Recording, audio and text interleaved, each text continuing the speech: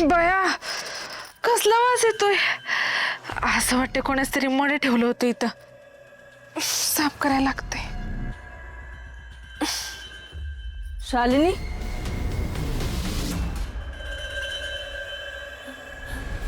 ताई या की तुम्ही इथं.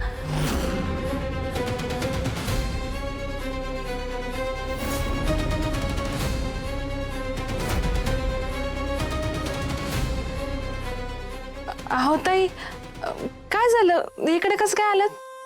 तुलाच भेटायला आले होते. तो पेशंट कुठे आहे? अहो काय सांगू ते जामकर साहेब जरा येडेच वाटतात. इथं मला त्याची काळजी घ्यायला बोलवले आणि स्वतःच पेशंटला घेऊन बाहेर गेले. काय? वाय अहो त्या पेशंटला उठता बी येत नाही चालता बी येत नाही तरी त्याला गाव दाखवायला घेऊन गेले. या अशा अवस्थेत कशासाठी घेऊन गेले असतील आणि आत्ता कशासाठी गाव दाखवायचंय? लईच हुशार निघाले ते जामकर साहेब. म्हणजे मी विचार करते त्याच्या पण लई पुढचे आहेत. मुद्दाम त्या साकेतला गावातनं फिरवतायत. यांना आणि साकेतला समोरासमोर आणायचा डाव असणार आहे त्यांचा. म्हणजे यांना बघितलं की तो साकेत लगेच ह्यांना ओळखल. मला काहीतरी करायला पाहिजे. काही झालं तरी तो साकेत आणि हे समोरासमोर नाही आलं पाहिजेत. लाली ते अहो कुठे हरवलात. ताई तुम्ही ना माझं ऐकतच नाही. आज बघितलं ना मंदिरात काय झालं. तुमच्या नवऱ्याने मला हात लावला पण त्याचा स्पर्श अजिबात वाईट वंगाळ नव्हता. मी तुम्हाला सांगते चांगला आहे तुमचा नवरा. अहो पुरुषानं चेहऱ्यावर किती बी सभ्यतेचा आव आणला ना तरी बाईला तर स्पर्श कळतोच की.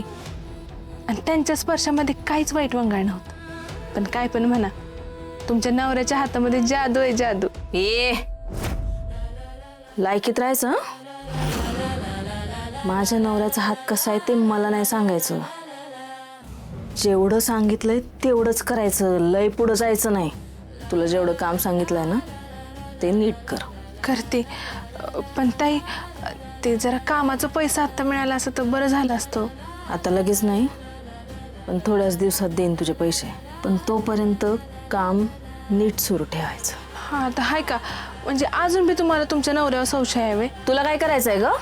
माझा नवरा आहे त्याच्यावर संशय घ्यायचा का नाही, किती घ्यायचा, कसा घ्यायचा हे सगळं मी ठरवणार. तू या सगळ्यात मध्ये पडायची गरज नाही. होय. आणि हां तो जो पेशंट आहे त्याची तब्येत कशी आहे, त्याला काय वाटतंय, कसं वाटतंय, कशी सुधारणा होतीये हे सगळं मला कळायला पाहिजे. कळलं?